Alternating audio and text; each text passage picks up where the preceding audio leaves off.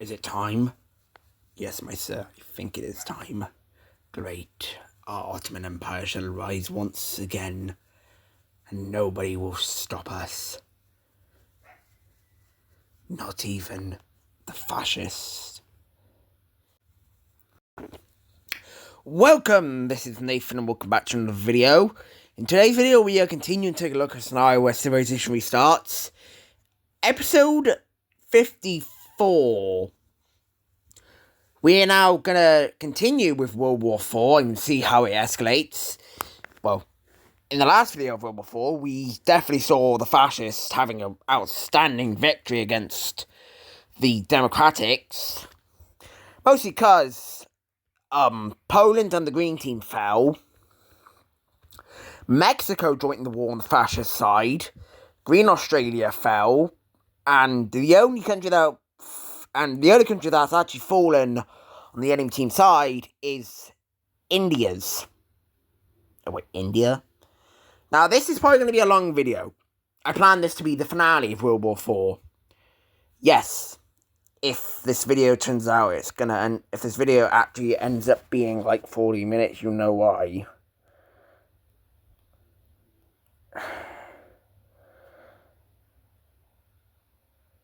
I was planning on doing the peace treaty in this video,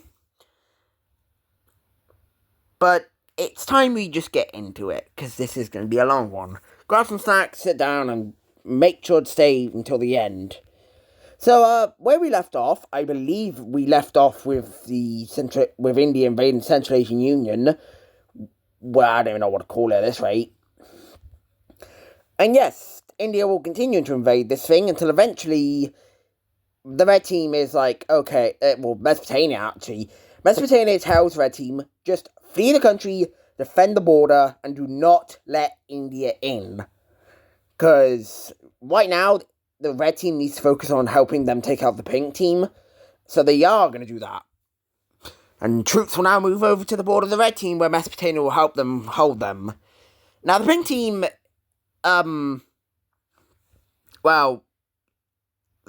I'm sorry, the Pink Team is absolutely screwed.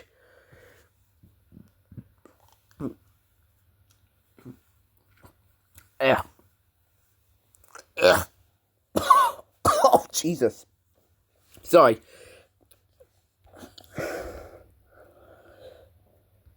I'm sorry, but the Pink Team's absolutely screwed. There's no hope for them. They will lose what little land they had pushed into in Mesopotamia, and at this point, it's game over. The Pink Team is yet again being invaded, probably like for the 5th time. The Red Team and Pink Team, wow, I don't even know where to begin. They have been rivals for this series since the early first 10, 20 episodes. And this is where their rivalry will finally come to an end, as the Red Team, the Blue Team, and the Light Blue Team will all come together to take the capital of the Pink Team for one last time, and here we see them begin to evolve through the Pink Team. The Pink Team has always found a way to come back. They have always came back on top. And if this war is won by the Democrats, Mesopotamia will make sure that they never come back. They were never meant to come back. Well, the War of Asia was meant to be their final breath. They were meant to be occupied until further notice, but then, World War III happened and then all that stuff happened. But here we see the Pink Team finally collapsing. And at this point, the Pink Team will just decide to surrender. The fascist leader is arrested and is not sadly, but unfortunately, for whoever liked him, he is given the death penalty for his crimes against humanity. And just like that, this area has just come to a close. Now, the Asian theatre is not over yet. The Asian theatre is nowhere near its closing point. We still have two of these guys left. At this point, Mesopotamia has nobody left to invade. Has nobody more no more distractions over here for them to invade. So this time, the Mesopotamia and India, as well as the Red Team, the Russian team by Kiev and Finland. Oh, but these guys are also trying to get Burma to join the war, but that's not going anywhere. It's time for Mesopotamia, the red team, the purple team, and Finland to clash against India. This war has just reached the most important part of the war. Whoever wins in India or Mesopotamia will be the victor of World War IV. It's not going to be an easy war for either side. Both of these countries are extremely powerful, and it will definitely shake up the world no matter which one wins.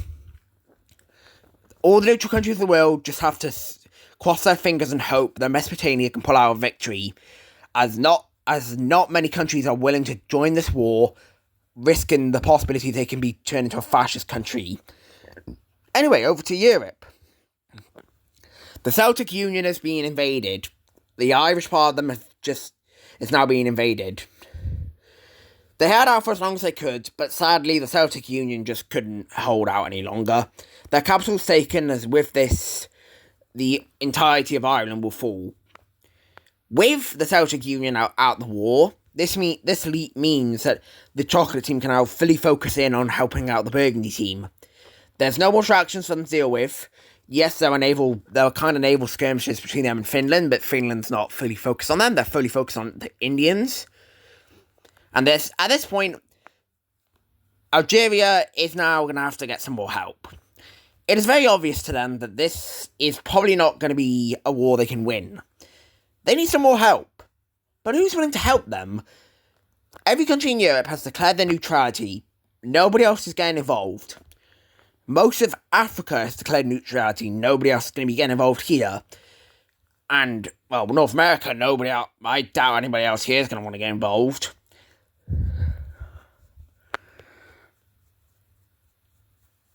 So, what do? Well, they're just going to have to do everything they can.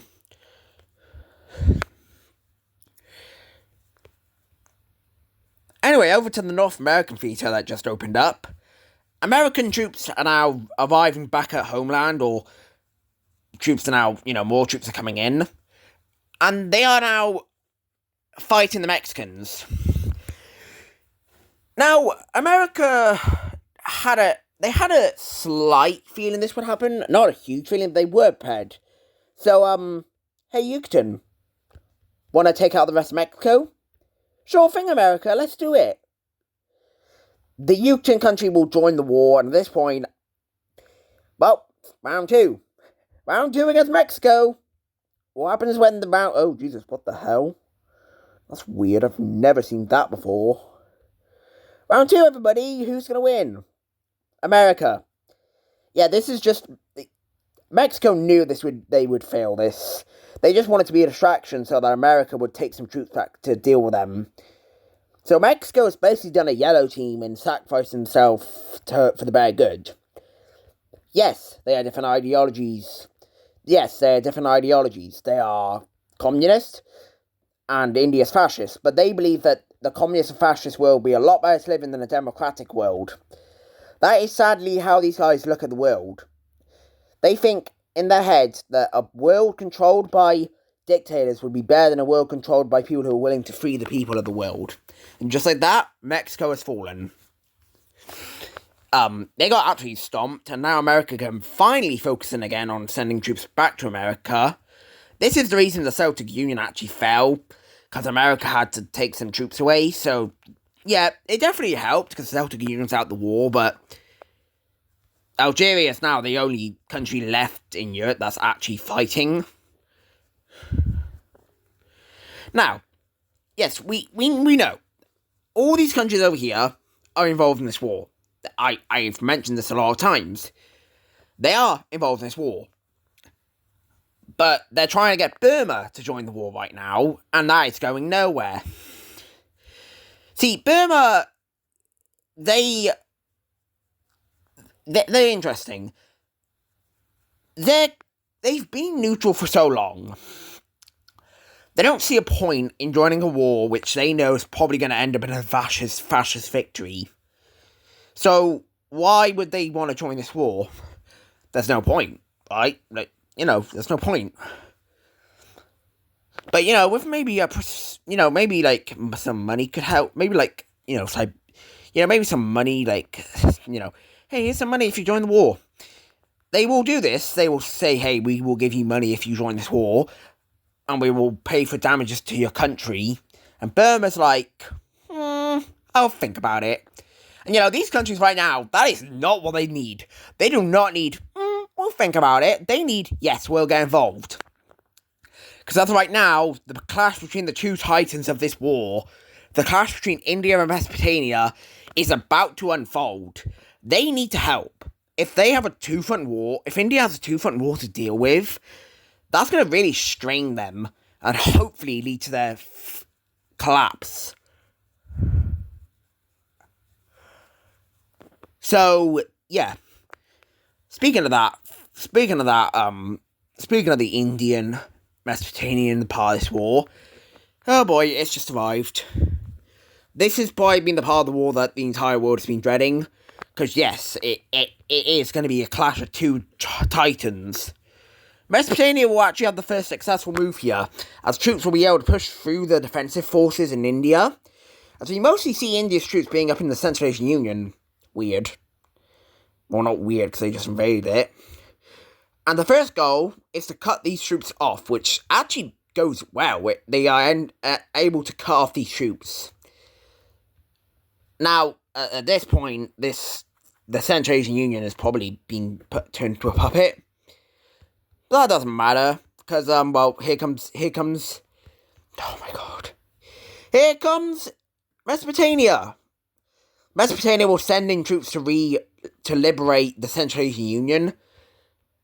I'm sorry, I don't even know if the Yellow Team's... I think the Yellow Team's probably been integrated to the Cyan Team at this point. But this is very short-lived, as India has a lot of their army here. The Red Team will also attempt to do this, but they don't get far. And here we see a stalemate open up. Now, I've mentioned this country multiple times. The Red Team, they are actually pretty important to this war. See, if they were to join the side of India, then India would have way easier access sending troops up into their ally, because right now they only have this area, which is, that's really small. But if the Red Team were to join Mesopotamia's side, they could actually, help them push through and take over this land. So they're very valuable, but again, they've declared the neutrality. So unless they are forcefully into this joint, in Thailand in World War II, if they're forcefully dragged into this world war, they have no interest in getting involved in it. They don't want to get involved in it. But, what's that noise I hear? American ships, as well as Algerian ships, are beginning to unload hundreds of thousands of troops into the Burgundy team. Now, where has this been led into? Well, down here in Europe. The chocolate team may be number 3, but when you combine America and Algeria, who also have the willingness of the people to fight, you can see that it is extremely overpowered. As we see about 2.5 million troops here in this one area, while for the chocolate team Burgundy team, there's only about 700,000. And this is now going to be marked as the biggest invasion in Europe ever. The biggest invasion was probably, the pink team, I think. But 2.5 million troops with 700,000. Yeah, that's not going to go well. Almost immediately, this stalemate is completely shattered, and troops just blitz. This is actually going to be like a similar modern tactic to Blitzkrieg. The plan is just go. Just go, get as much as you can. The capital of the Burgundy team is taken, which is a huge loss for this country. And at this point, some areas within the Burgundy team are wanting independence. 2 areas, to be exact. And same can be said for the chocolate team.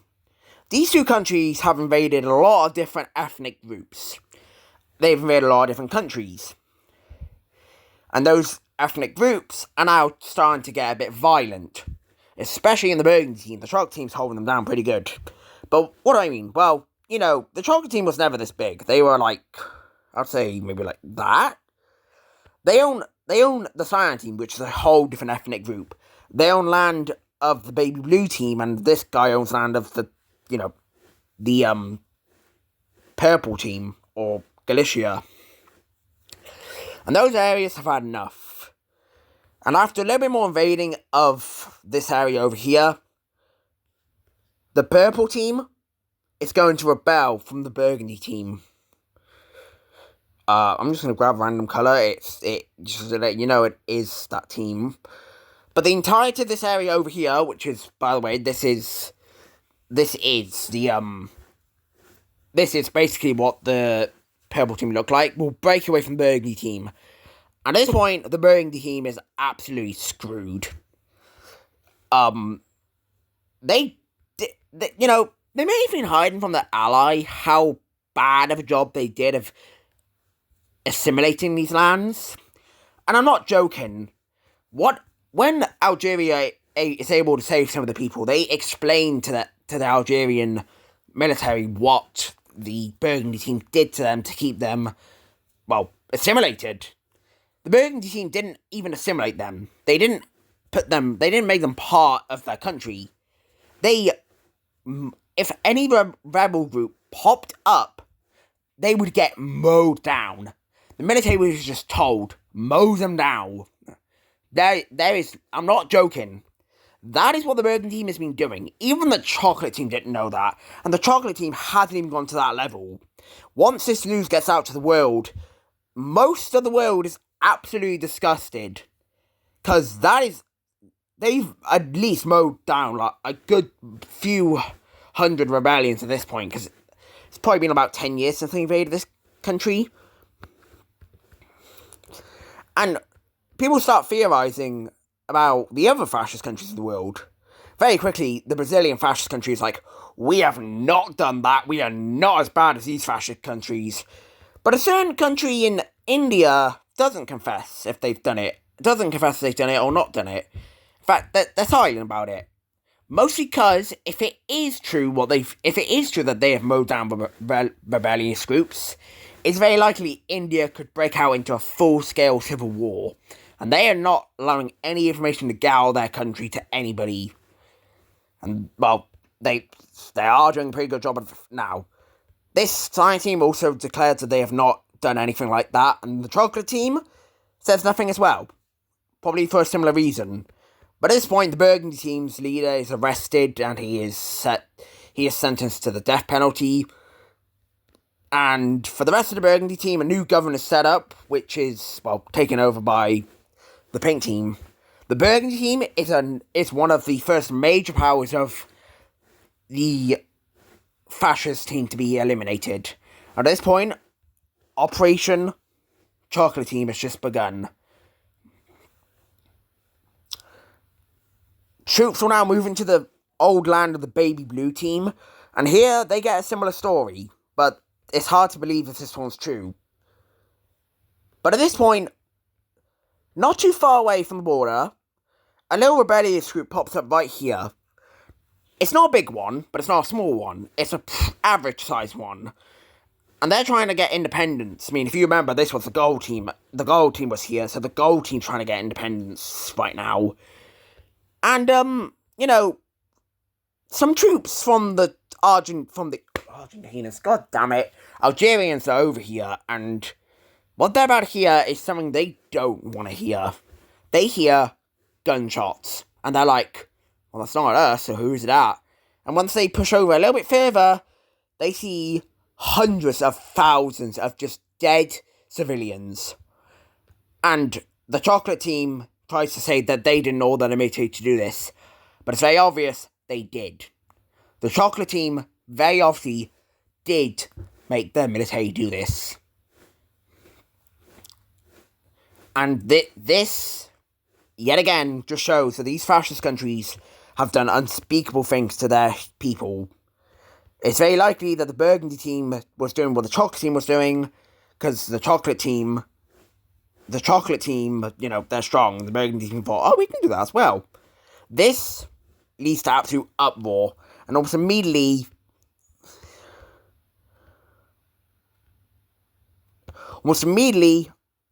Ireland will break away. Scotland will break away. Basically restoring the Celtic Union. Hundreds of thousands upon thousands of people just overwhelm the Chocolate Team's military, leading them to flee out of this area. But you know what? They're not done yet. They may have just got Ireland back. They may have just got Celtic Union back. But these guys are now pushing right into England. And at this point, England has had enough.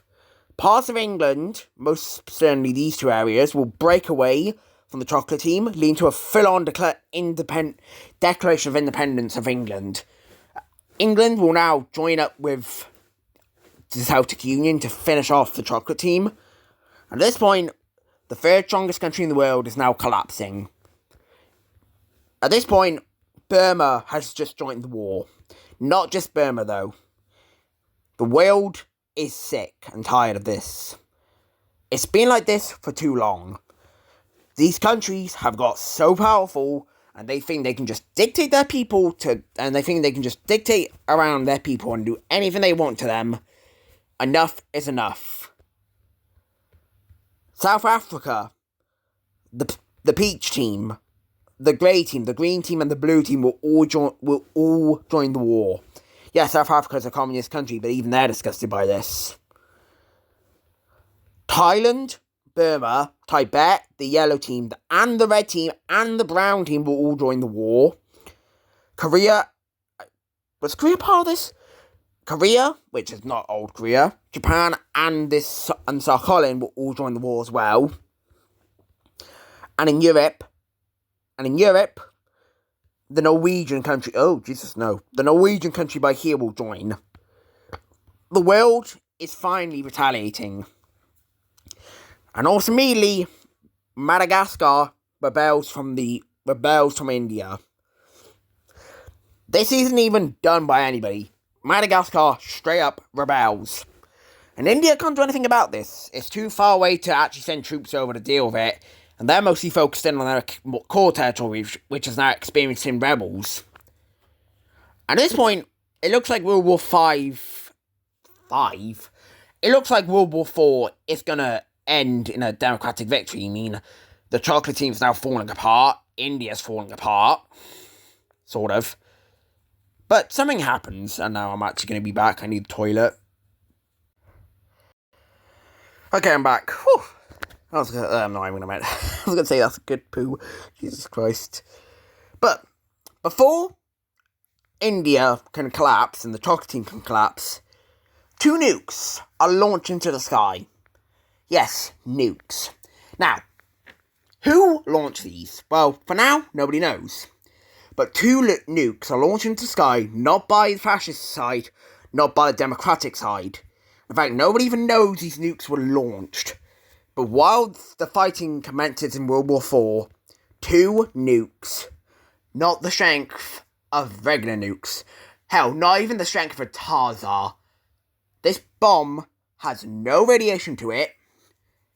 It's been programmed to have no radiation to it, but it is stronger than a Tarzar. Now, this technology is very advanced for this time period. And obviously, whichever country dropped it had to have found something, or had somebody who made it. But where do these nukes land? Well, the first one just lands and completely flattens the entirety of the Indian capital. Every single prime minister, every single part of the government is dead. The fascist government is completely dead. And the second one lands right on the Chocolate Team's capital. This will have effects going into the English country. And yet again, the capital of the Chocolate Team is gone. The fascists are dead. Now, which country launched these nukes? Because by the time these nukes are heard, everyone in the world's like, what? But then, in 2020, in January 1st, to be exact, the leader of the Line Team presents himself, and he confirms that the Line Team was the one who launched these nukes. And he confirms that they are not radiation bombs. In fact, they don't have any radiation to them. They just have brute strength. He said this was his plan all along. He wanted to take out these countries. Yes, the collapse of the Lion Team was inevitable. He knew that. But he made sure that these two nukes were safe. He says nothing else. All he says is that he nuked these two countries specifically. That is it. Almost immediately, Mesopotamia sends in some people to try and figure out what the hell just happened. They get to him, and they don't find anything. There is nothing. In fact, they specify that he burnt all the information so no country can make such a weapon again. It is unknown how the Lion Team was able to make such a powerful weapon, but just like that, India breaks out into a civil war, completely collapsing. I'm not going to show the civil war, because, well, it's not going to be fun. But all you need to know is that India, from here on out, has collapsed. India no longer exists. For the chocolate team, it's a bit different. The second, a Democratic Party will come in place and take the spot of the missing government, and they will set up the capital in Brittany. For India, it was just complete collapse. For them, they are going to take control of the country and are going to basically say, we're done, we're leaving the war, we don't want anything else to do with this, and so will the ally of this guy. I mean, ally, I don't even know how to call them an ally. They promised to release Poland, the Green Team, and they promised to release as many parties as they will. They say, we want to make sure the Chocolate Team never gets to this state again. Of that, the Chocolate Team will leave the war. That just leaves Red Australia, who is gonna say, we're ours, well, we ain't getting nuked like they just did. So Red Australia will leave the war. Luckily, that they're gonna be the only country getting off here. But just like that, World War IV has come to a, I guess you could say, exploding close. That's horrible, Jesus Christ. The War of Freedom is a success. The world is free, but there are many questions left behind after this war. Countries are very confused. Countries are mad at the Lion Team, while others are happy or just relieved. Yes, India and the Chocolate Team are dead, but the Lion Team didn't just kill the people, like the ruling dictators of these countries. They killed millions of people, not hundreds of thousands, millions. Millions died from this. And everyone is looking at the Lion Team as to say, okay, we're glad you got rid of the fascist people of these countries, but you killed millions of innocent lives. And again, the Lion Team leader says nothing. He simply goes on what I say, like he didn't just kill around 20 million people. Yes, he killed 20 million people. Because India is a really populated country, and the Chocolate Team, their capital alone had like 2 million people in it. So yes, he just killed 20 million people. Maybe not like that, maybe like 21 million, but he killed 20 million people.